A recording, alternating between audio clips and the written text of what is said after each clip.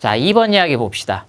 어느 수학 퀴즈 대회에서는 한 문제를 맞히면 5점을 얻어요. 그 다음에 틀리면 2점을 잃는 거죠. 자, 이 선우가 이 퀴즈 대회에서 20문제를 풀었대요. 20문제를 풀었는데 37점을 얻었어요. 37점을 얻었는데 그러면 선우가 맞힌 문제가 몇 문제겠느냐 그런 이야기죠. 그죠?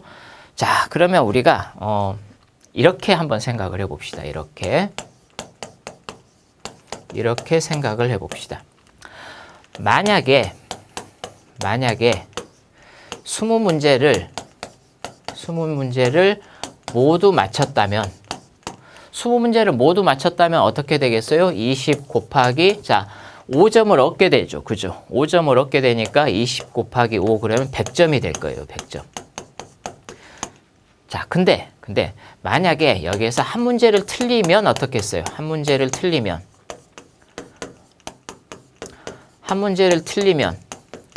원래 20문제에서 한 문제를 맞히면 5점을 얻게 되면은 그러면은 100점이고 20 곱하기 5니까 100점이죠.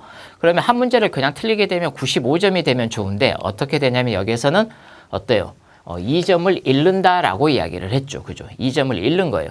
2점을 잃는 거니까 결국 어때요?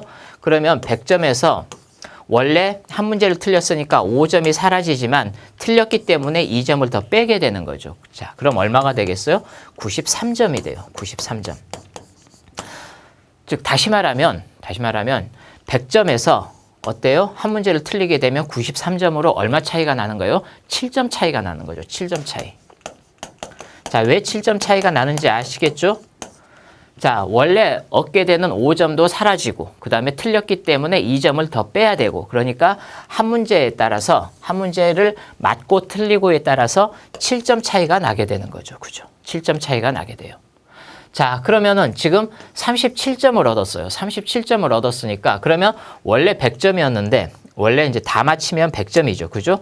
자, 이 100점이 어디까지 내려온 거예요? 37점까지 내려왔죠. 한 문제를 못 맞히면 7점이 사라지는 거죠. 그죠? 그래서 그러면 100점에서 37점까지 떨어지면 얼마예요? 63점 차이가 나는 거죠. 63점.